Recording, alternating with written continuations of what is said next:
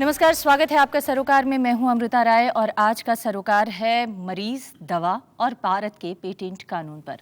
हाल ही में supreme court ने एक फैसला सुनाया और इस फैसले के मुताबिक कैंसर की दवा बनाने वाली स्विस कंपनी नोवार्टिस के पेटेंट मामले को खारिज कर दिया गया। और इसके बाद से लगातार देश में अब ये बहस चल पड़ी है कि आखिर दवा उद्योग पर इसका क्या असर पड़ेगा, कैंसर के मरीजों के इलाज पर इसका क्या असर पड़ेगा और अंतर्राष्ट्रीय बाजार पर क्या इसका असर पड़ेगा। आज इस मामले पर चर्चा करेंगे हम, पेटेंट बनाम पेशेंट।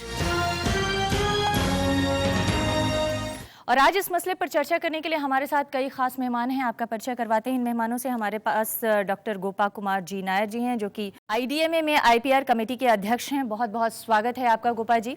हमारे साथ डॉक्टर NK पांडे हैं, जो कि कैंसर सर्जन हैं और इसके अलावा अध्यक्ष हैं Asian institute of medical sciences के। स्वागत है आपका भी। हमारे साथ ज्योत्सना गोविल हैं, जो कि सचिव हैं इंडियन कैंसर सोसाइटी की। ज्योत्सना जी, आपका भी बहुत स्वागत है।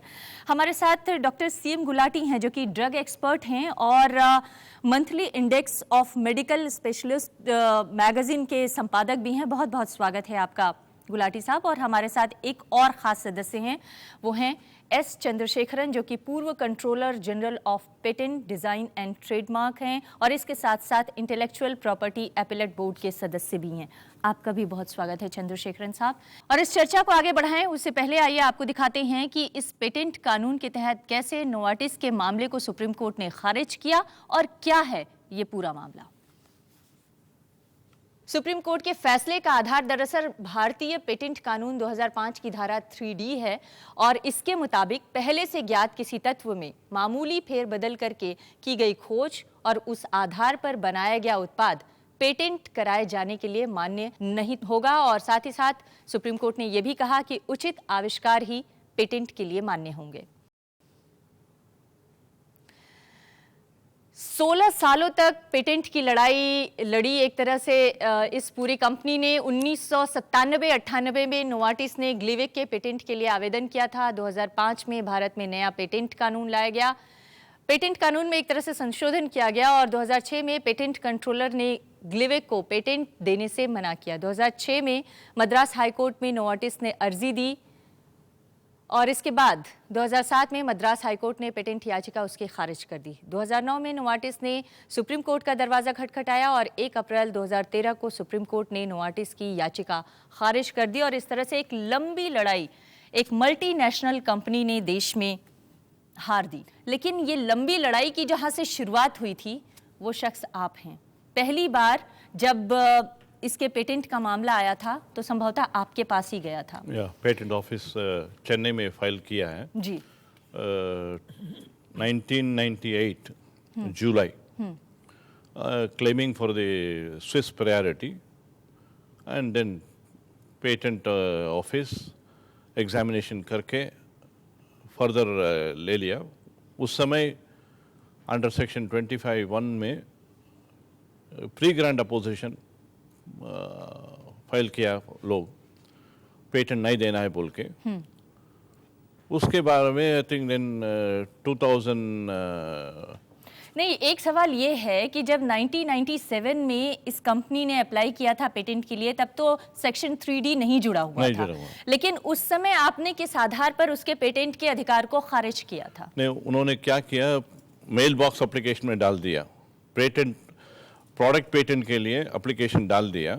सो इट मेल बॉक्स में एप्लीकेशन डाल दिया। So no application will be examined till 2005, new act coming till it comes into force. Okay. So नया एक्ट, नया अमेंडमेंट होने के बाद एप्लीकेशन ये एग्जामिनेशन के ले लिया। उस समय this according to the new provisions of the law, pre grant oppositions file करके they said no patent should be granted to this product actually. Gopa Kumar ji, उस टाइम में प्री ग्रांट अपोजिशन जो फाइल किया, 4 कंपनीज और कैंसर पेशेंट्स एड एसोसिएशन ने pre grant opposition file किया था। उसमें सिप्ला के लिए प्री ग्रांट अपोजिशन मैंने फाइल किया था। और हम लोग जब भी 95 में इंडियन पेटेंट एक्ट अमेंड करके प्रोडक्ट पेटेंट लॉ इंडिया में लाया। उसका पहले ही ये जो दवा है इमैटिनिब मेसेलेट जो है, इमैटिनिब और उसका सॉल्ट्स है, डिस्क्लोज हो चुका था 93 में। तो कोई कारणवश वो इंडिया में प्रोडक्ट पेटेंट के लिए एलिजिबल नहीं था। उसके लिए उन्होंने इंडिया में प्रोटेक्शन मिलने के लिए थोड़ा ये बीटा क्रिस्टलाइन करके एक नाम डाल के उन्होंने एप्लीकेशन डाला। वो पुराने 93 पेटेंट में उन्होंने काफ़ी जो डिस्क्लेमर बोलते हैं, ये बेस बोलेंगे तो सॉल्ट है, सॉल्ट बोलेंगे तो बेस है, इसको बेस से सॉल्ट बनाने का मेथड जो है वो कस्टमरी प्रोसेस है, उसमें कोई नई बात नहीं है, ये सब पुराने पेटेंट में बोल चुका था। इसके लिए हमको बहुत अच्छी तरह से pre grant opposition patent controller general के सामने रख सकता था और हम जीत गए उधर। उसी से ये चालू हो गया और पेटेंट रिजेक्ट हो गया, पेटेंट एप्लीकेशन। तो नोवार्टिस ने माइनर सा चेंज किया और मेजर उपलब्धि दिखाई, और शायद यही वजह रही कि वो आज केस हार गया। हाँ जी, देखिए उसके पहले मैं एक लफ्ज़ बताना चाहता हूँ आपके दर्शकों को, देखने वालों के लिए, कि पेटेंट का मतलब क्या होता है। पेटेंट का मतलब क्या होता है कि अगर किसी कंपनी ने एक कोई नई दवा बनाई है, तो हम लोगों को भारत में जो कानून चेंज हुआ 2005 में, उसके मुताबिक उस कंपनी को एक्सक्लूसिव मार्केटिंग राइट और पेटेंट राइट्स होते हैं कि वो 15 या 16 साल depending upon case to case वो उस दवाई को बना सकते हैं और कोई और उस दवाई को नहीं बना सकता। इस वजह से जो इनोवेटर कंपनी होती है वो मनमाने दाम चार्ज कर सकती है और वो 10-15 साल तक चार्ज करती है। नहीं, लेकिन ये क्या वास्तविक इनोवेटर थी? यही तो सवाल था जिसको सुप्रीम कोर्ट ने खारिज किया। नहीं, मैंने इसका बताया कि उसका मतलब क्या होता है एक पेटेंट का। अब हमारे कानून के मुताबिक अगर कोई पहले से ही सब्सटेंस नोन है और यूज हो रही है और उसमें आपने खुद थोड़ा सा मामूली सा चेंज करके और उसको बड़ा बता दिया और कहा कि इससे तो बहुत फायदा होने वाला है, तो वो हमारे कानून के अंदर पेटेंट उसको रिजेक्ट हो जाता है और इसी वजह से इसका रिजेक्ट हो गया। जी, लेकिन डॉक्टर पांडे, ये ऐसी दवा है जो अगर नोवार्टिस के वर्जन को माने तो ये ऐसी दवा है जो रशिया में भी, चाइना में भी और देश के दुनिया के तमाम 40 देशों में करीब करीब बताया जा रहा है कि ये पेटेंट है। लेकिन भारत में इतना सख्त पेटेंट कानून क्यों बनाया गया कि यहाँ पर जो है थोड़ा सा जो माइनर इनोवेशंस हैं उसको जगह नहीं दी गई? क्या इससे बड़े पैमाने पर दवा उद्योग को कोई असर पड़ने वाला? मेरे समझ से हमें कोर मुद्दा समझने की ज़रूरत है। ये जो पेटेंट का जो मुद्दा है, जो नए इनोवेटिव ड्रग्स आते हैं उनके पेटेंट में तो किसी को इनकार नहीं है क्योंकि उस पर करोड़ों अरबों रुपए लगते हैं। लेकिन आप यूएसए का डाटा देखिए, 80 से 90 में 10 साल में अगर पेटेंट 1010 ड्रग के जो पेटेंट एप्लीकेशन फाइल हुए हैं उसमें रियल इनोवेशन 15% का रहा है। और आप जो कह रहे हैं कि हमारा कानून इतना सख्त है, तो मैं आपको ये बताना चाहूँगा, दर्शकों को ये बताना चाहूँगा कि हमारे इस जजमेंट को देखते हुए ऑस्ट्रेलिया अपने कानून को चेंज कर रहा है, कनाडा अपने कानून को चेंज करने जा रहा है, फिलीपींस कर रहा है, अमेरिकन यूरोपियन यूनियन कर रहा है।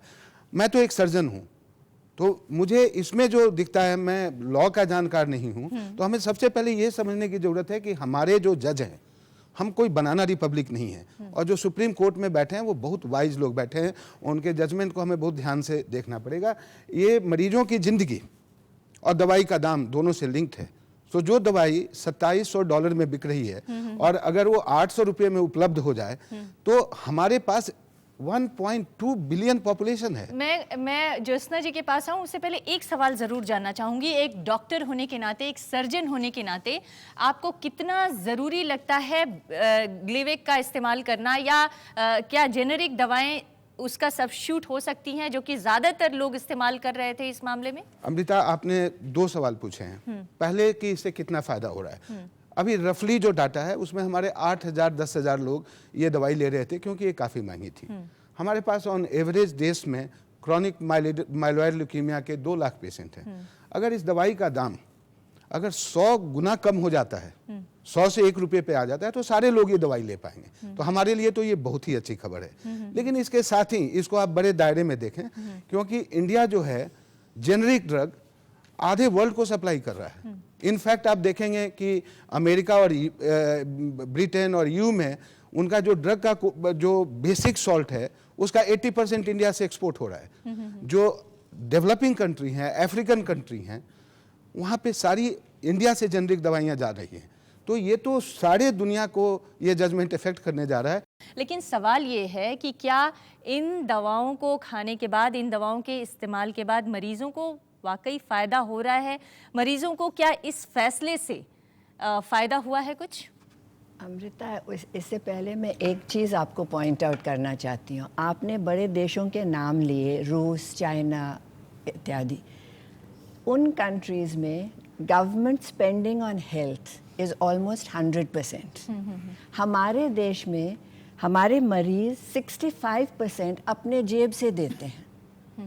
65% मरीज अपने जेब से खर्च करते हैं। तो ये बहुत बड़ी चीज़ है। और उसके अलावा पर कैपिटा इनकम भी हमारे देश बहुत के कम मरीजों है। की, हमारे देश के लोगों की काफ़ी हाँ, कम है। तो अगर वहाँ गवर्नमेंट देने को तैयार हैं, वो उनकी बात है।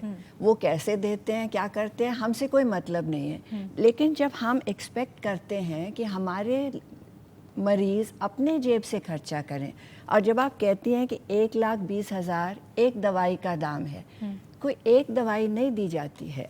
डॉक्टर पांडे बताएंगे, उसके साथ सब्सिडियरी दवाइयाँ भी होंगी जिनके दाम आपने जोड़ा ही नहीं है। तो कोई 1.5 लाख दे रहा है, कोई कम दे रहा है, लेकिन लाख से कम मेरे ख्याल में किसी के केवल जेब ये से नहीं इसी गया की है। बात नहीं है। आप अगर पेटेंट का देखें तो अब जैसे हम ब्रेस्ट कैंसर में हर्सेप्टिन दवाई देते हैं, 1.5 लाख 1.25 लाख रुपए की दवाई है। अगर पेशेंट का काउंट कम होने लगता है, ये मैं केवल माइलॉइड ल्यूकीमिया के पेशेंट की बात नहीं कर रहा हूँ, हर पेशेंट को जब हम एंटी कैंसर ड्रग देते हैं तो रिएक्शन में कम होता है। एरिथ्रोपोएटिन स्टिमुलेटिंग एजेंट्स हम लोग यूज करते हैं, उसके पेटेंट को आप देख लें, 20 साल 25 साल पुराना ड्रग है, अभी भी पेटेंट में चल रहा है और इतना एक्सपेंसिव है कि सारे पेशेंट अफोर्ड नहीं कर सकते। एंटीबायोटिक्स का बोलिए। लेकिन गोपा कुमार जी, बहुत सारे लोगों को ये आशंका लग रही है कि ये ठीक है कि पेशेंट्स को कुछ राहत मिली है, लेकिन कहीं ऐसा ना हो कि जेनरिक जो दवाइयाँ बनाने वाली कंपनी है ये बड़े पैमाने पर छूट लेना शुरू कर दें और इसका कोई बैड एडवर्स इफेक्ट जो है उसके गुणवत्ता पर पड़ने लग जाए। ऐसे नहीं हो सकता है। अभी इंटरनेशनली जो क्वालिटी स्टैंडर्डाइजेशन हुए हैं और ग्लोबली अभी पूरे दुनिया में अमेरिका के बाद क्वालिटी दवा बनाने वाले कंट्री इंडिया ही है करके ऑलरेडी एक्नॉलेजमेंट हो गया है। हमारा फैक्ट्रीज जो मेजॉरिटी आउटसाइड यूएस एफडीए और यूरोपियन एफडीए का सब अप्रूवल जो मिले हैं इंडिया को ही मिले हैं और इंडियन क्वालिटी अभी पूरा दुनिया में एक्नॉलेज है। पूरा दुनिया में क्वालिटी के बारे में कोई आशंका नहीं है और जेनरिक दवा उतना ही अच्छे हैं जितना ओरिजिनल इनोवेटर का दवा है और इंडिया को अभी फार्मेसी ऑफ द वर्ल्ड माना जाते हैं और इंडिया एक लीडिंग एग्जाम्पल है कि पेटेंट स्टैट्यूट में balance of rights and obligations, जी, वो जो पेशेंट और पेटेंट आपने टाइटल बोले हैं वो बिल्कुल जो बैलेंस बराबर बना के रखने का और आर्टिकल 7 और 8 ऑफ ट्रिप्स का जो फायदा उठाते हुए पब्लिक हेल्थ के लिए जो इंडिपेंडेंट सोवरेन कंट्री कर सकते हैं उसका पूरा फायदा उठाने वाला कंट्री है इंडिया। जी जी जी, वो उसमें हम कोई गलती नहीं कर रहे। दुनिया में हमको कोई इसके बारे में ऑब्जेक्शन नहीं आने बहुत वाला। संक्षेप में आप कुछ बोलना चाहते हैं, बोलिए। मैं ये कहना चाहूँगा कि मैं आपकी बात से एग्री करता हूँ कि जेनरिक दवाओं पे अभी हमारा उतना कंट्रोल बहुत अच्छा नहीं है जी, तो लेकिन जेनरिक दवाओं पे कंट्रोल। अमृता जी मेरे को खत्म कर लें। मेरा ये कहना है कि अभी हम कई किस्म के जेनरिक दवाओं को बनाते हुए देखते हैं, किन्हीं का तो क्वालिटी कंट्रोल बहुत अच्छा है, किसी का नहीं है। मैं ये नहीं कहता कि सारे पेटेंट खत्म कर देना चाहिए तो इनोवेशन खत्म हो जाएगा। पहली चीज तो ये है कि हम ये ना कहें कि सारी जेनरिक दवाइयाँ ही अच्छी हैं, क्योंकि कई मैन्युफैक्चरर हैं उनमें ड्रग की क्वांटिटी, बायोअवेलेबिलिटी, हमारा कंट्रोल बहुत नहीं है। एज ए प्रैक्टिसिंग सर्जन मेरा अपना ये एक्सपीरियंस है कि सारी जेनरिक दवाइयाँ, क्योंकि हर कोई दवाई बना रहा है उसी नाम से बेच रहा है और सबका क्वालिटी कंट्रोल एक नहीं है, तो इस बात को हमें ध्यान रखना है। मुद्दा तो यहाँ ये है कि जब इनोवेशन होना चाहिए, पेटेंट की राइट ठीक है, यहाँ तो प्रोडक्ट प्राइसिंग की बात है। अगर ये प्रोडक्ट का प्राइस 8,000 रुपये के जगह पे 16,000 होता तो आज हम इतना डिबेट नहीं कर होते। डिफरेंस 100 गुना है। तो हमें कभी ना कभी जब हम प्रोडक्ट को लाइसेंस देते हैं तो उसको इंडिया के, भारत के संबंध में उसकी प्राइसिंग को जरूर कंसीडर करना चाहिए करने की कि भी किस बात जरूरत है। तो आप ये कह रहे हैं कि अगर हम किसी विदेशी प्रोडक्ट को लाइसेंस भी देते हैं भारत में तो उसके भी प्राइस कंट्रोल को ध्यान में रखना चाहिए। लेकिन साथ ही साथ भारत में जो 10,500 जेनरिक दवा बनाने वाली कंपनियां हैं उनको किस तरह से कंट्रोल किया जाए ताकि वो भी गुणवत्तापूर्ण दवाइयां बना सकें और मरीजों को इसका असल में फायदा हो। सिर्फ सस्ती दवाओं की बात नहीं है बल्कि बात इस बात को लेकर भी है कि गुणवत्तापूर्ण दवाइयां क्या हमारे देश में बन रही हैं, क्या स्टैंडर्ड दवाइयां हमारे देश में बन रही हैं। क्योंकि बहुत सारे लोग इस फैसले के बाद ये सवाल उठाने लगे हैं कि सवाल इस बात का नहीं है कि पेटेंट मिला या नहीं मिला, सवाल इस बात को लेकर है कि स्टैंडर्ड कैसे हैं भारतीय दवाइयों के। इस पर बहस करेंगे, एक छोटे से ब्रेक के लिए रुकिए। तो ब्रेक पर जाने से पहले हम आपसे चर्चा कर रहे थे कि किस तरह से भारतीय दवा कंपनियां जो हैं उनके ऊपर अब एमएनसीज की तरफ से सवाल खड़े किए जाने लगे हैं कि जो जेनरिक ड्रग्स बन रही हैं दरअसल उसके स्टैंडर्ड को लेके सवाल है। लेकिन जो 10,500 जेनरिक दवा बनाने वाली कंपनियां हैं इस समय देश में, क्या वो सही दवा बना रही हैं? और गोपा कुमार जी ने कहीं कहा था कि वो अभी पेटेंट के मामले में बहुत इन्फेंट्स हैं, मतलब बच्चे की तरह से हैं। क्या वो उस तरफ से यानी पेटेंट को लेकर या अपनी बौद्धिक संपदा को लेकर या अपने नए आविष्कार को लेकर उतनी संजीदा हैं जितनी की होनी चाहिए? देखिए, ये जो आप 10,558 एग्जैक्ट जो नंबर आपको मैं बताऊं जो है, वो सब ये इमिटेनेब वगैरह थोड़े बना रहे हैं। इमिटेनेब वगैरह जो हाई क्वालिटी हाई टेक्नोलॉजी के ड्रग हैं, मैक्सिमम 20 कंपनीज जिसको कि आप उंगलियों पे गिना सकते हैं, उनके जितने भी मैन्युफैक्चरिंग फैसिलिटीज हैं उनको अमेरिका का जो ड्रग रेगुलेटर है, ब्रिटेन का ड्रग रेगुलेटर है, यूरोप का ड्रग रेगुलेटर है, वो आके उनको एग्जामिन करते हैं without giving any notice, randomly.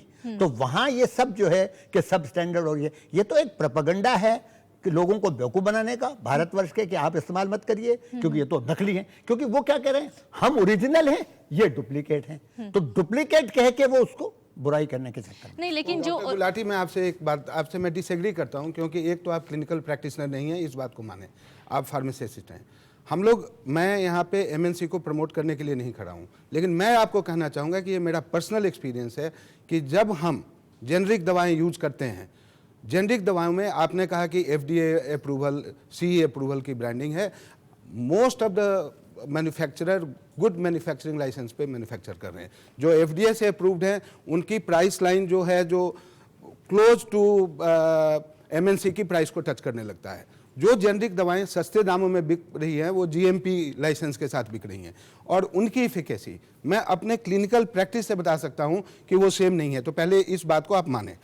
दूसरी चीज, आप ना माने, लेकिन आप तो क्लिनिकल प्रैक्टिशनर हैं तो मैं आपकी बात तो मान नहीं सकता, मैं तो अपना प्रैक्टिकल एक्सपीरियंस शेयर कर रहा हूं। As doctor Gulati has mention, Amrita ji, अभी वर्ल्ड वाइड एक भ्रम फैला रहे हैं कि जेनेरिक दवा जो है वो काउंटरफीट है। हाँ। नहीं, हम यहाँ काउंटरफीट की बात नहीं कर रहे हैं साहब, तो हम ये कह रहे हैं काउंटरफीट आप कंफ्यूज जेनरिक दवाई की आप कर रहे हैं कि नहीं कर रहे हैं, मैं उसकी बात कर रहा हूँ। हम उसकी बात ही नहीं कर रहे हैं। यहाँ तो एमएनसीज की तरफ से सवाल ये उठाए जा रहे हैं कि इसका स्टैंडर्ड कैसा है, आप ये देख लीजिए, और क्या ये मरीजों पर उतना ही असर कर रहा है या नहीं कर रहा है। लेकिन दूसरी तरफ एक और बहस है। एक उसका बड़ा सिंपल तरीका है, वो ये नहीं होता है कि मैंने 4 पेशेंट देखे और वो ठीक नहीं हुआ और ये हुआ, इसको एनेक्डोटल को कोई मानता नहीं है दुनिया में। हाँ। बड़ा सिंपल तरीका है, जब भी आपको डाउट है कि एक certain generic drug below quality है, उसको आप जाके कलकत्ता में सेंट्रल ड्रग लेबॉर्ट्री है, उसमें टेस्ट करवाइए। अगर उसमें वो एबनॉर्मल या सब स्टैंडर्ड निकलती है तो हम बात मानने को तैयार हैं। वहाँ के सारा डेटा ड्रग कंट्रोलर जनरल के पास है। उन्होंने 25,000 सैंपल इकट्ठे करके किए, सिर्फ 11 सैंपल ऐसे निकले जो सब स्टैंडर्ड थे। जी। तो लेकिन गुलाटी साहब, मुझे एक चीज आप बताएं, ये पॉसिबल नहीं है। एक मरीज जो दवाई को ले रहा है, एक डॉक्टर जो जिले के कहीं में प्रैक्टिस कर रहा है, उसके लिए प्रैक्टिकल है कि वो दवाई उठा के कलकत्ता में भेजे। Is it happening? ये नहीं हो रहा है जी। आप इस बात को माने, क्योंकि हमारे यहाँ इस देश में क्लोज टू 40,000 सर्जन प्रैक्टिस करते हैं। कुछ लोग ऐसे जगह पे हैं उनका कोई एक्सेस नहीं है। मैं तो और ना मरीज इतना जानकार है कि हमें ये असर नहीं हुआ तो हम कंट्रोलर जनरल को भेजें या वहाँ टेस्ट कराएं। मरीजों की तरफ से ज्योत्सना ये जी सब आप पांडे किताबी जी, बातें हैं। मरीजों की तरफ से ज्योत्सना जी से पूछेंगे, लेकिन उससे पहले चंद्रशेखरन जी आपसे एक सवाल जरूर जानना चाहती हूँ। वो ये कि जब हम स्टैंडर्ड की बात कर रहे हैं और पेटेंट की बात कर रहे हैं, तो जो भारतीय दवा कंपनियां हैं जो ये खास मेडिसिन को सब्स्टिट्यूट करने की कोशिश कर रही हैं या कर रही हैं, जो 20 दवा कंपनियों के बारे में आपने जिक्र किया, वो क्या कुछ नए इनोवेशन के लिए भी अपनी तरफ से प्रयास कर रही हैं? और दूसरी बात, जो नोवार्टिस ने इनोवेशन टेक्निक का इस्तेमाल किया आपने यहाँ, भले ही वो इंक्रीमेंटल हो, तो क्या इंक्रीमेंटल इनोवेशंस को प्रोटेक्ट करने के लिए भारत में कोई कानून है क्या, या उसको बढ़ावा देने के लिए कुछ नए सिरे से सोचने की ज़रूरत है? ऐसा है, और क्या उससे कुछ मरीजों का भला हो सकता है? incremental inventions are also protected. Not that no incremental inventions are not patent, ऐसा नहीं है. In case of pharmaceutical substances, if you make an application, उसके लिए patent office तो ज़रूर examination करेगा under section 3D पर. क्या है, नया फॉर्म है, known substance का नया फॉर्म है, whether it is having any chemical process, it is a very thing, whether if it is a chemical invention or is a pharmaceutical substance है, whether there is a enhanced efficacy, उसका efficacy मतलब therapeutic efficacy is there or not, वो चर्चा देख लेंगे, वो examination करेंगे, करने के बाद हम patent monopoly देंगे. That is what is now pronounced by the Supreme Court also, because there is no technical advancement or enhanced efficacy, ये पूरा दिखाया नहीं है, उसका डेटा नहीं है, उनको जानकारी के में उसके जानकारी के बारे में तो they could not show anything, no proof of data for that, Novartis was telling. So that is why this Davaya, this application from Novartis, he has failed the test of section 3D. और ये जो हमारे देश में जो उस दवा को सब्स्टिट्यूट करने वाली कंपनियां हैं, वो क्या अपनी तरफ से कुछ नए इनोवेशन कर पा रही हैं? क्या उनके इनोवेशन को प्रोटेक्ट करने के लिए हमारे देश में कोई कानून है? क्या उसमें कोई नई चीज़ हो रही है कि नहीं? क्योंकि जब तक दवाओं के का नया आविष्कार नहीं होगा, नई खोज नहीं होगी, तब तक तो नई आने वाली चुनौतियों से हम निपटने के लिए तैयार नहीं हो पाएंगे. There are applications filed by generic industries with छोटा से improvement करके application डाल रहे हैं and application examine करके patent भी दे रहे हैं. Section 3D पास हो रहा है वो, so patent मिल जा रहा है इधर. ऐसा नहीं है पेटेंट नहीं मिल रहा है. कहना चाहूँगी यहाँ, हम इतना बात करते हैं कि हमारे R&D, हमारे जेनरिक कंपनीज़ के R&D कितनी अच्छी है, कितनी नहीं है, लेकिन जो मैं कोई पेटेंट लॉयर नहीं हूँ और ना ही मैं डॉक्टर हूँ, लेकिन जो मैं देखती हूँ मेडिसिन्स में, तो इंक्रीमेंटल ज़रा से स्टेप अप होते हैं. लेकिन जो आप इनोवेशन कह रही हैं, मेरे हिसाब से जैसे पेनिसिलिन निकला था, दैट वाज पाथ ब्रेकिंग. उस तरह के कौन से दवाइयाँ आ रही हैं आजकल, मुझे ना तो मल्टीनेशनल से दिखाई दे रही हैं और ना ही मुझे इंडियन से दिखाई दे रही हैं. गोपा कुमार जी, इसका जवाब आप दीजिए कि आखिर भारतीय दवा कंपनियां भी अगर इस मामले में अपनी जीत मान रही हैं, तो इससे आगे बढ़कर कुछ नए रिसर्च, कुछ नए आविष्कार करने के लिए क्यों नहीं प्रेरित हो रही हैं? ये नहीं कि नहीं प्रेरित हो रहे हैं. हाँ. हम लोग ये जो नया रिजाइम, जो पोस्ट प्रोडक्ट पेटेंट रिजाइम जो है, हम लोग नए आए हैं और अभी इंडियन फार्मा इंडस्ट्री को एक डायरेक्शन मिला है कि आपको इनोवेटिव लाइन पे जाना चाहिए. और companies many as you mentioned 20, doctor Gilara mentioned about 20, 25 और 50 कंपनीज आर, वो काफ़ी इनोवेटिव लाइन पे अभी आगे जा रहे हैं. इसमें थोड़ा सा जो खर्चा इन्वॉल्व है, उसमें गवर्नमेंट का और रिसर्च इंस्टीट्यूट्स का सब भागीदारी से आगे जाना चाहिए, लेकिन क्योंकि गोपा इसमें कुमार जी फाइनेंशियल रिक्वायरमेंट बहुत ज्यादा स्मॉल है। फार्मा इंडस्ट्रियलिस्ट ने थोड़ी देर कर रहे पहले हैं। मेरे से बातचीत करते हुए कर ये रहे हैं। बताया कि या। ज्यादातर कंपनियां कर क्या रही हैं कि वो 100%, 200% का कुछ टैक्स एग्जम्पशन है R&D पर, उसी को बचाने के लिए ये रिसर्च करती हैं और उसका कोई खास इम्पैक्ट अभी तक देखने को मिला नहीं है। रिसर्च कल्चर इंडिया में बनना चाहिए, वो आस्ते आस्ते बन रहे हैं। जी। ये overnight, it was not built overnight, वो हो नहीं सकता। अमृता, जब हम लोग रिसर्च की बात करते हैं या इम्प्रूवमेंट की बात करते हैं, तो एज ए डॉक्टर तो हम बड़े सिंपल वर्ड में उसको कंसाइज करना चाहेंगे।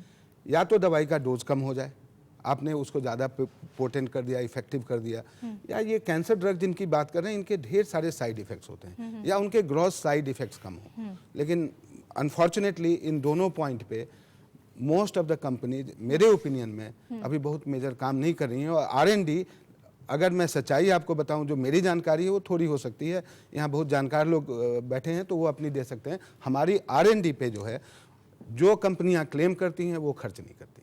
आई थिंक डॉक्टर गुलाटी और आप लोग इस पे ज्यादा करेंगे, तो R&D हमारा स्ट्रेंथन होना चाहिए और हमारा बहुत रिसर्च पुअर और है। आविष्कार पे क्या खर्चा हो रहा है या कितनी संजीदा हैं भारतीय कंपनियां उसे लेकर, लेकिन साथ ही साथ एक बड़ा सवाल ये है कि देश में आए दिन कैंसर मरीजों की तादाद बढ़ती जा रही है और उन कैंसर मरीजों के लिए जो दवा बनाने की ज़रूरत है, जो नए आविष्कार की ज़रूरत है, उस पर कितना ये कंपनियां खरा उतर रही हैं और क्या वाकई इससे कैंसर पेशेंट्स को फ़ायदा होने की कोई उम्मीद आने वाले दिनों में देखी जा सकती है या नहीं। ये चर्चा जारी रहेगी, एक ब्रेक के लिए रुकते हैं।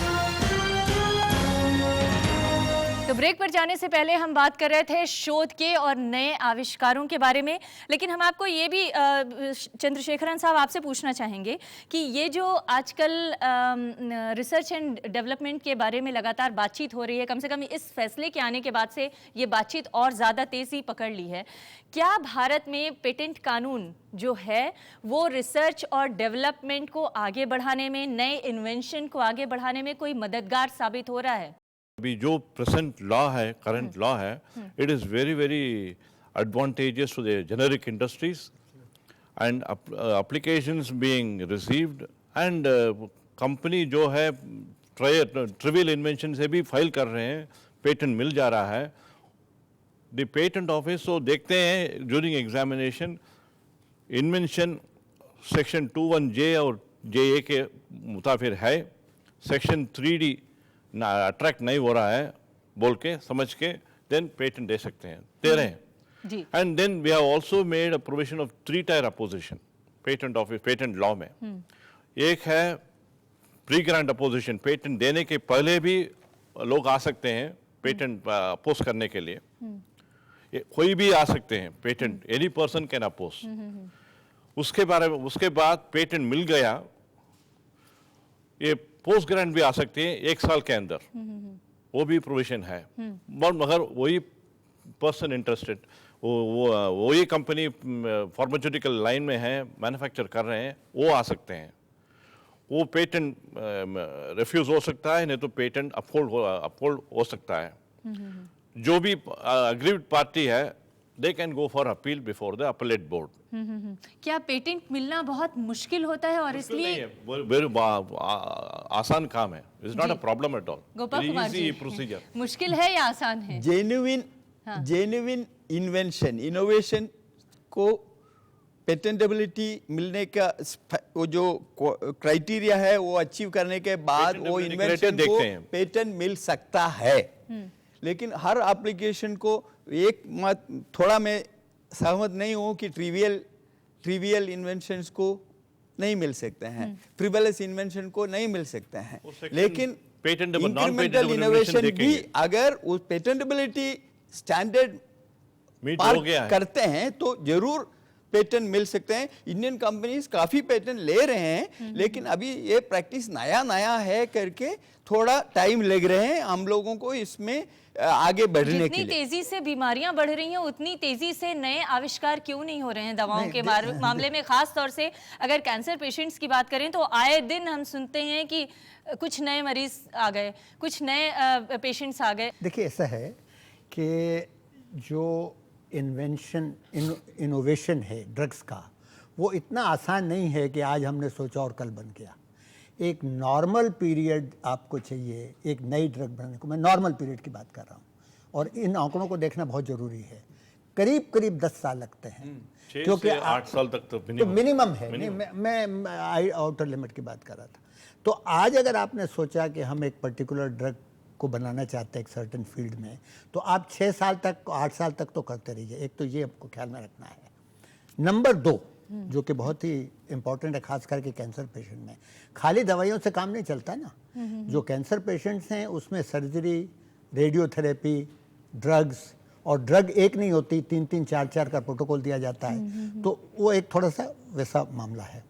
तो अब आई कि इंडियन कंपनीज जो हैं वो इनोवेशन की तरफ क्यों नहीं जा रही हैं। एक तरफ तो ये कह सकते हैं, जैसे गोपा कुमार जी ने कहा कि अभी अभी स्टार्ट हुआ है। मैं उससे थोड़ा सा इसलिए सहमत नहीं हूँ कि 1970 में जब हमने अपना पेटेंट को इतना आसान कर दिया, अपने फॉरेन कंपनीज के ड्रग्स को कॉपी करना इतना आसान कर दिया था, तो फिर पिछले तो तब 50 तो साल भारतीय कंपनियां जो है विदेशों का दवाखाना मानी जाने लगी थी। तो उन्होंने क्यों नहीं किया, तो वो तो खैर उसको छोड़िए, क्योंकि वो ये 1970 एक्ट में प्रोडक्ट पेटेंट नहीं है, सिर्फ प्रोसेस पेटेंट मिलता था। तो 70 से लेकर और 2005 तक वो क्या कर रहे थे ये तो उनको बताना पड़ेगा।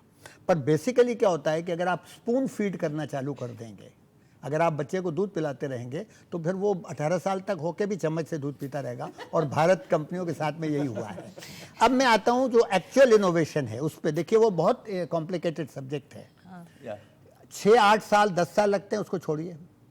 विदेशी कंपनियां खैर थोड़ा बहुत झूठ बोल रही हैं, थोड़ा नहीं काफ़ी झूठ बोल रही हैं कि $1.3 बिलियन लगते हैं। इतने नहीं लगते हैं, उससे बहुत कम लगते हैं। पर सबसे मुसीबत बात यह है कि जो मल्टीनेशनल कंपनीज को जो एक बाजार का एडवांटेज है कि वो 100-150 कंट्रीज के अंदर ऑपरेट करके, और जो R&D की वजह से जो उन्होंने नया दवाई बनाई उसको वो बेच सकते हैं, वो भारतीय कंपनी के पास अभी नहीं है। एक तो ये बात सोचने की फाइनेंशियल बात है। Stability is high. हाँ, अब अगर ये बताइए, सपोज कि इंडियन कंपनी, और मैं बड़ी कंपनियों को बताता हूँ नाम, आप जो है सन फार्मा ले लीजिए, डॉक्टर रेड्डीज ले लीजिए, बड़ी ले लीजिए। रेनबेक्सी तो अब इंडियन कंपनी नहीं है, ये भी हमको जापानीज हो गई, अब जापानीज कंपनी हो गई। अब अगर ये लोग 2000-3000 करोड़ रुपए खर्च करें और उसको वो अमेरिका, ब्रिटेन, ऑस्ट्रेलिया वगैरह में अप्रूव नहीं करवा पाए, तो फिर तो वो हमेशा घाटे में रहेंगी। अब हमारा आता है इनोवेशन का क्या, उसके दो हिस्से हैं। एक होता है कि आपने एक नया मॉलिक्यूल को इजाद किया, एक नई सब्सटेंस को आपने इजाद किया। ये $100 में या ₹100 में 40 रुपए का काम है ये, क्योंकि इसमें आप एनिमल स्टडीज करती हैं वगैरह वगैरह करते हैं। 60% खर्च जो होता है वो ह्यूमन फेज 2 और फेज 3 ट्रायल के ऊपर खर्च होता है, clinical trials, in clinical Vivo, trials इन के विट्रो ऊपर होता है। स्टडीज। और अगर आप अमेरिका में जाके ये कहें कि साहब ये ड्रग हमने भारतवर्ष में इजाद की है और भारत के फलां फलां हॉस्पिटल में हमने इसका टेस्ट करवाया, तो वो तो मानने वाले हैं नहीं। वो तो ये कहेंगे जी कि आप मिनिमम 80% ट्रायल तो आप वेस्टर्न कंट्रीज में करवाइए। अब वेस्टर्न कंट्रीज के अंदर ट्रायल इतने महंगे हैं कि तभी तो वो भाग भाग के भारत में आके हमको गिनी पिग बना रहे हैं। जो क्लिनिकल ट्रायल इंडिया में फॉरेन कंपनीज ने अभी 2005 से शुरू कर दिए हैं, वो इसलिए कर दिए हैं कि वहाँ बहुत महंगे हैं, और महंगे के अलावा वहाँ पेशेंट एनरोल करना बड़ा मुश्किल है।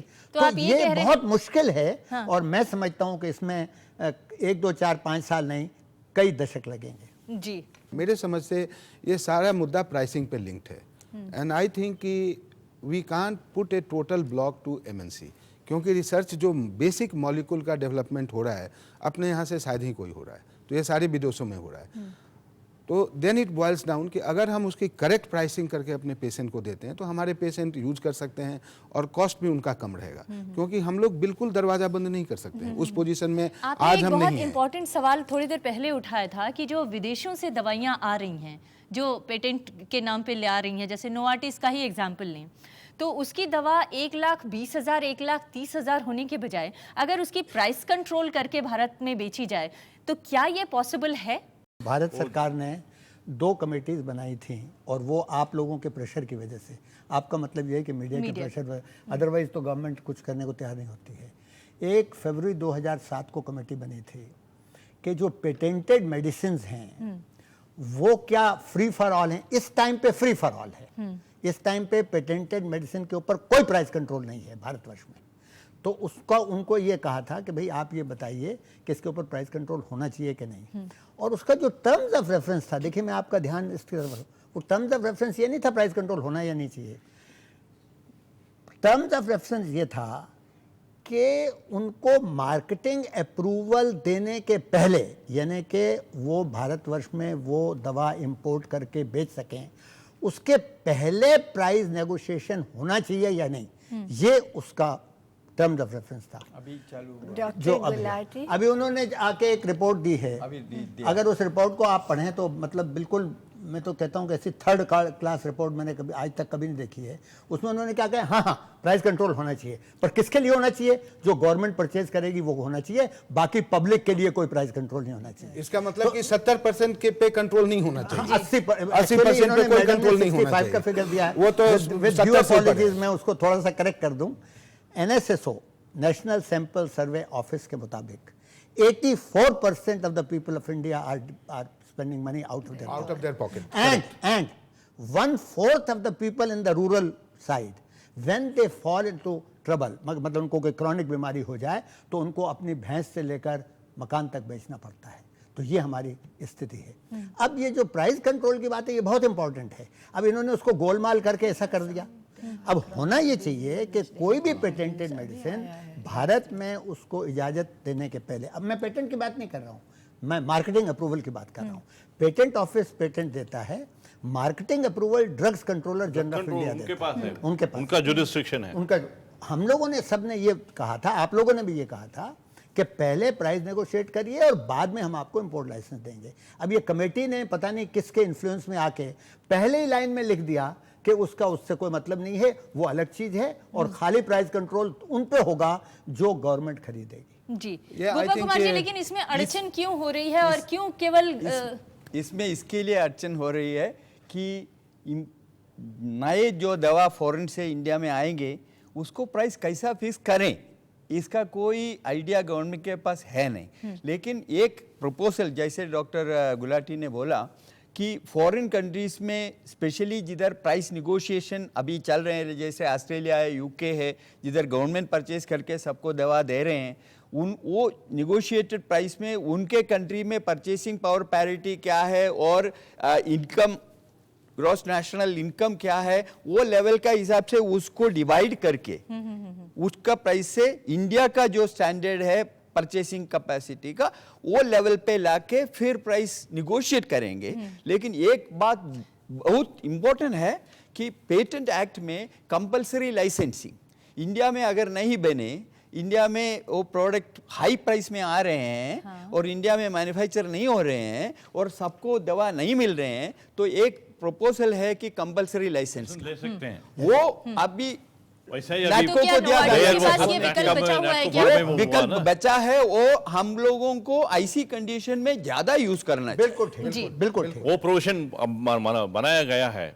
वो ज्यादा ये यूज करना चाहिए। compulsory गवर्नमेंट ने यूज license किया है, provision। कंपल्सरी लाइसेंसिंग यूज किया है ड्रग्स के लिए, हाल में एंड हुआ इट विल अभी be recently we good solution। Patent office grant किया है। तो ये क्या गुड सोल्यूशन हो सकता है? क्या इससे कैंसर पेशेंट्स को कोई फायदा हो पाएगा आने वाले दिनों में? इस पर बहस जारी रहेगी। एक ब्रेक के लिए रुकते हैं और ब्रेक के बाद यहाँ मौजूद लोगों से भी इस चर्चा को आगे बढ़ाएंगे।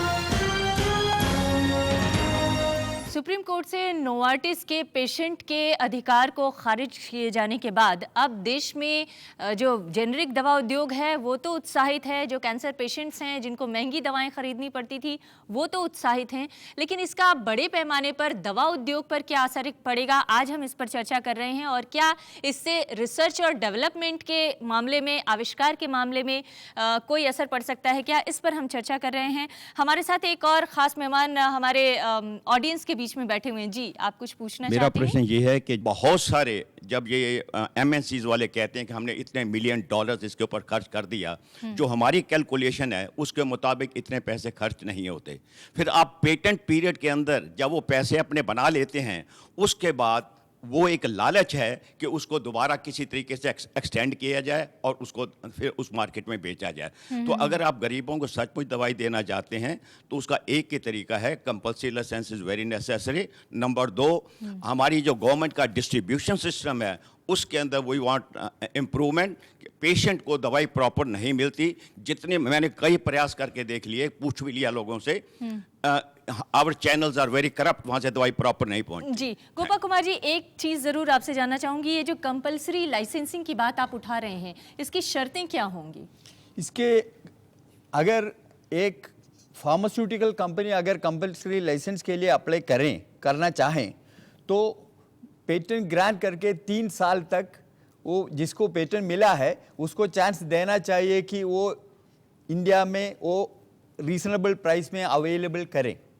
रीजनेबल प्राइस मतलब reasonable price, wording reasonable price है, उसको हम बोलेंगे अफोर्डेबल प्राइस। अगर अफोर्डेबल प्राइस में 3 साल तक वो कुछ नहीं कर रहे हैं और ज्यादा जितना क्वांटिटी पेशेंट्स को चाहिए उतना अवेलेबल नहीं करा रहे हैं और अफोर्डेबल प्राइस में नहीं दे रहे हैं और इंडिया में मैन्युफैक्चरिंग नहीं तो लाइसेंस करने का कोई कोशिश नहीं कर रहे हैं, तो एक फार्मा कंपनी आगे जाके बोल सकते हैं कि मेरे पास मैंने रिसर्च किया है, मैं ये रेडी हूँ, मेरे को ड्रग रेगुलेटरी अथॉरिटी का अप्रूवल हूँ, मुझे कंपलसरी लाइसेंस दीजिए। वो कंपलसरी लाइसेंस ये तीनों अगर अफोर्डेबल प्राइस पे नहीं दे रहे हैं और जितना रिक्वायरमेंट है वो मीट नहीं कर रहे हैं और इंडिया में कोई मैन्युफैक्चरिंग नहीं तो लाइसेंसिंग करके बनाने का कोशिश नहीं कर रहे हैं, तो ये कंपलसरी लाइसेंस ले सकते हैं और 1/10 1/20 प्राइस में वो मार्केट में डाल सकते हैं इंडियन कंपनी। जी उसमें एक और भी कंडीशन ऐड है कि अगर इमरजेंसी सिचुएशन आ जाए और गवर्नमेंट को अपने यूज के लिए चाहिए तो उसका भी कंपलसरी लाइसेंस गवर्नमेंट खुद कर सकते हैं। जैसे एवियन फ्लू आ गया या स्वाइन फ्लू आ गया जी, तो उस समय तो इतना टाइम नहीं होता ना, तो वो लोग फिर और दूसरा है कि जो डेवलपिंग कंट्रीज है, under develop least develop countries है, उनके पास कोई मैन्युफैक्चरिंग कैपेसिटी नहीं है, तो दूसरा एक सेक्शन है 92A, उसमें एक्सपोर्ट का ऑर्डर और कंपलसरी लाइसेंस वो कंट्री से लेके आके इंडिया से उधर सप्लाई कर सकते हैं। जी, वो विशेष परिस्थितियों वो में। ये जी, भी यहाँ पर कुछ ऐसे लोग भी हैं हमारे साथ जो कि वाकई इस तरह की बीमारी से पीड़ित हैं, उनके परिजन भी मौजूद हैं हमारे साथ और कुछ मेडिकल के स्टूडेंट्स भी हैं। आप कुछ पूछना चाहते हैं? मेरी मिसेज थी, 2009 में उसको कैंसर हुआ था, फर्स्ट स्टेज थी, लेकिन मेरे को अच्छी ट्रीटमेंट ना मिल पाई। उस वजह से फिर जब तक उसको अच्छी ट्रीटमेंट मिलने लगी, डॉक्टर एन.के. पांडे इनके पास पहुंचा मैं, तो तब तक उसका कैंसर 4th स्टेज पे पहुंच चुका था। क्योंकि मेरे को इस बारे में ज़्यादा नॉलेज नहीं थी, तो ऑपरेशन करवाने के बाद मेरे को किसी ने नहीं बोला कि कीमो करनी है। उनके पास 6 महीने में चक्कर काटता रहा। डॉक्टर अरविंद बिन्स है हमारे, महान ही बोलूँगा उनको मैं, क्योंकि उनकी वजह से मेरी मिसेज एक्सपायर हो गई, शायद मैं यही सोचता हूँ। क्योंकि उनके पास मैं दोबारा गया तो मैंने कहा सर इनको तो फिर दोबारा हो गया, आप तो कह रहे थे कोई दिक्कत नहीं है, आप वेस्ट ऑफ मनी कर रहे हो। तो कह रहे, उन्होंने हाथ खड़े कर दिए, कह रहे आप कहीं और ले जाओ। फिर मैं डॉक्टर ये खड़े हैं इनके पास। डॉक्टर साहब, सबसे बड़ी समस्या यही है कि लाखों करोड़ों खर्चा करने के बावजूद भी लोग अपने लोगों को बचा नहीं पा रहे हैं इसमें, और चाहे जितनी महंगी या जितनी भी सस्ती दवा करा लें, जब तक उसका अर्ली डिटेक्शन नहीं हो पा रहा है तब तक बचाना मुश्किल हो रहा है। अमृता, मेरे समझ से ये सबसे बड़ी समस्या है अपने देश में, अज्ञानता की। और अर्ली डिटेक्शन के लिए कोई ज़रूरी नहीं है कि हम बहुत एक्सपेंसिव टेस्ट करें। जैसे कोलन कैंसर है, उसका सिंपल टेस्ट है, स्टूल में हम ओकल्ट ब्लड करते हैं, शायद हर कोई 100 रुपये में टेस्ट करेगा, और उसके बाद हम कॉलोनोस्कोपी कर सकते हैं अगर में उसको कुछ की फाइंडिंग आती है। उसी तरह से ब्रेस्ट कैंसर है, उसमें सिंपल एग्जामिनेशन कर सकते हैं। प्रॉब्लम इस बात की है कि हमारे देश में जितने भी डॉक्टर प्रैक्टिस कर रहे हैं उनको भी इसके लिए अवेयर होना है। जो मरीज हैं उनको भी हमें एजुकेट करना है, और ये एजुकेशन अभी हम एडिक्वेट क्वांटिटी में नहीं दे पा रहे हैं। लेकिन कुछ डिलेज डॉक्टर्स के वजह से भी होता है। बहुत हमने पाया है कि कोई स्टमक कैंसर के मरीज़ जो हैं उनको 6 महीने निकाल देते हैं जेल्यूसिल खिलाते खिलाते। Is that correct? It is correct, it is correct. मेरे ख्याल में ये कंटिन्यूइंग मेडिसिन जो है, रूरल डॉक्टर्स, छोटे डॉक्टर्स, आजकल टेलीविज़न इतना फैल गया है, ये आप लोगों को उठाना चाहिए कि कंटिन्यूइंग मेडिसिन कैप्सूल्स जो हैं उनको डॉक्टर्स के लिए बनाइए, ताकि वो समझ सकें कि कैंसर में देरी करना कितना मतलब खतरनाक इस तरफ है। भी आविष्कार करने वालों को ध्यान दिलाने की ज़रूरत है कि दरअसल सिर्फ बीमारी होने के बाद के इलाज की बात ना करें, उससे पहले कैसे लोगों को जागरूक किया जा सकता है और कैसे बचाया जा सकता है। जी मैम, मेरी मदर को ब्रेस्ट कैंसर है।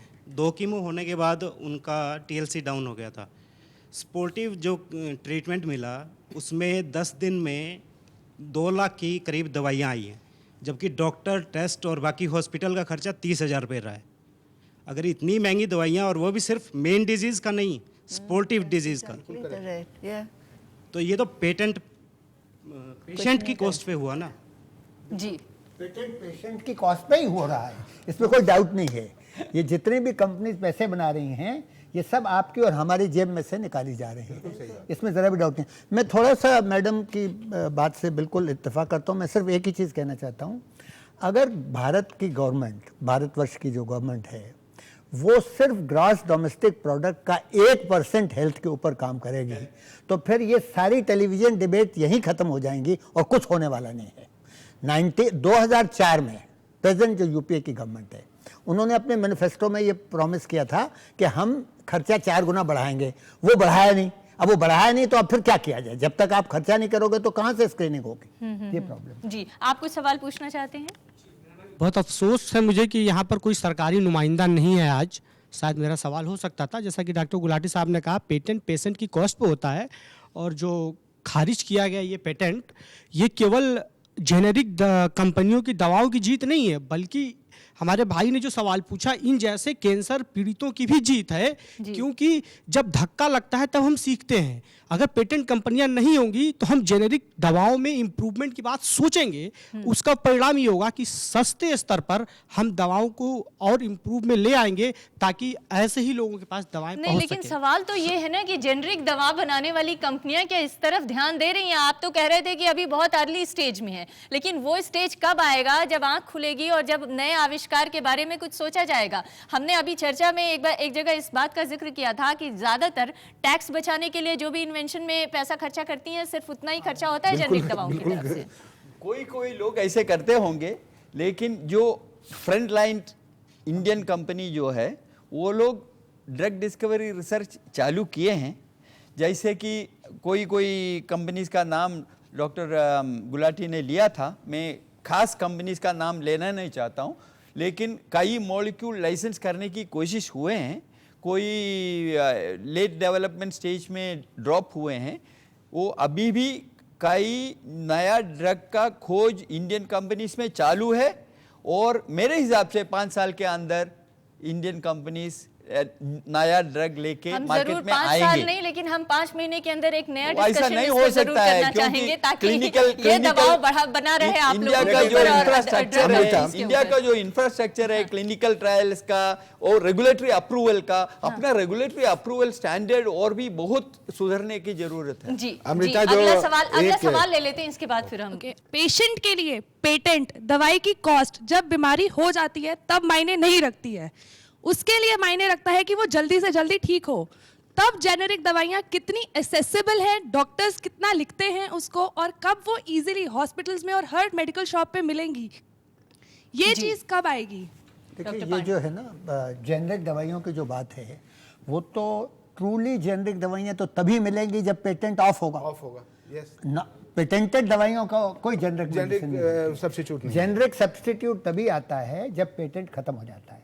अब अनफॉर्चुनेटली हमारी कंट्री ने, जिसके मैं पर्सनली बहुत ही खिलाफ था और अभी भी हूँ, कि हमको 2005 के ये लफड़ में जाना ही नहीं चाहिए था, पर खैर अब वो तो जो हो गया हो गया। पर अब तरीका अरे ये दोहा है कि कन्वेंशन में तो हमने बाकायदा साइन किया हुआ है।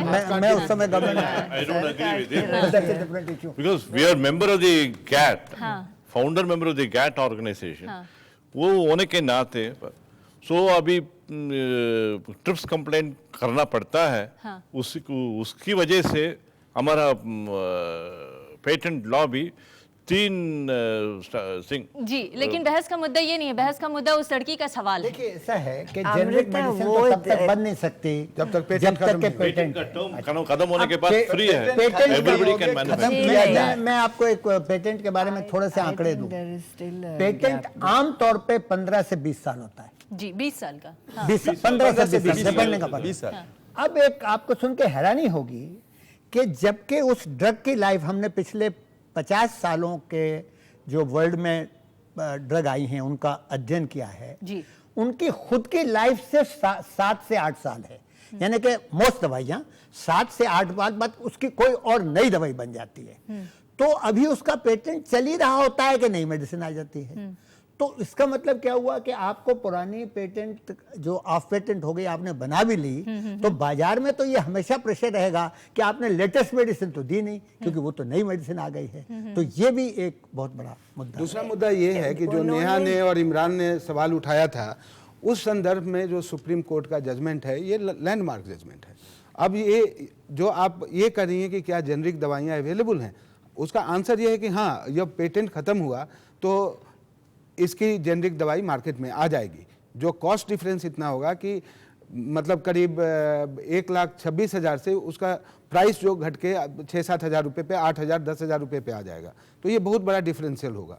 और जो इसके पहले पेशेंट के मरीज़ ने जो मुद्दा उठाया था, अभी इस तरह के ढेर सारे पेटेंट हैं जिनको गवर्नमेंट को एग्जामिन करने की ज़रूरत है, जिनको दवा की कंपनियों को एग्जामिन करने की ज़रूरत है, और जिन ऐसी संस्था जो कैंसर के पेशेंट के लिए प्रोटेक्ट कर रही हैं, जैसे इस केस में मिस्टर सप्रू जो हैं पेशेंट कैंसर एसोसिएशन से उन्होंने एप्लीकेंट थे, उन लोगों को एक्टिव होने की ज़रूरत है कि हमें इन लाइसेंसों को चैलेंज करने की आखिरी कमेंट आपसे लेंगे और इस मैं चर्चा को समाप्त करना इसमें चाहेंगे। डॉक्टरों की भी जिम्मेदारी शामिल करना चाहती हूँ, क्योंकि जब तक डॉक्टर पेशेंट को नहीं बताते हैं कि जेनरिक ऑल्टरनेटिव है और आप सस्ते में ले सकते हैं, पेशेंट को नहीं पता है।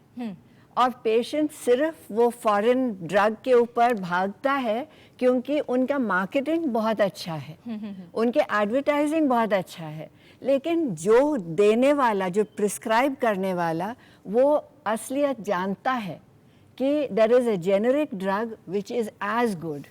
और जब तक डॉक्टर्स ये अपना जिम्मेदारी नहीं समझते हैं कि ये भी ऑल्टरनेटिव रखें, जी, फाइनल चॉइस पेशेंट का हो, लेकिन ऑल्टरनेटिव रखें। जी, उसमें जो डॉक्टर गुलाटी साहब ने अभी कहा था कि आप डाटा देखिए कि रूरल एरिया से 25% लोग अपनी भैंस, अपनी झोपड़ी को बेच देते हैं।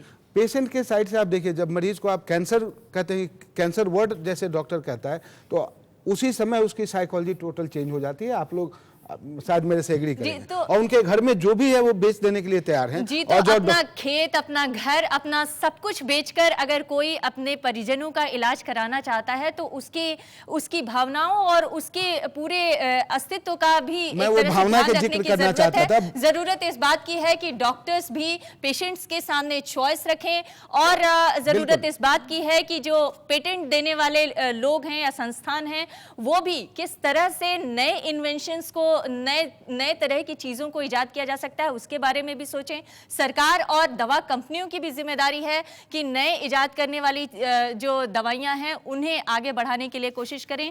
लेकिन उसके अलावा आप सब लोगों की भी जिम्मेदारी ये है कि आप लोग अब इस तरह के मर्ज को लेकर ज्यादा अवेयर हों और ज्यादा सजग हों। बहुत बहुत धन्यवाद हमारे इस कार्यक्रम में आप सभी का शामिल होने के लिए, और आपका भी धन्यवाद।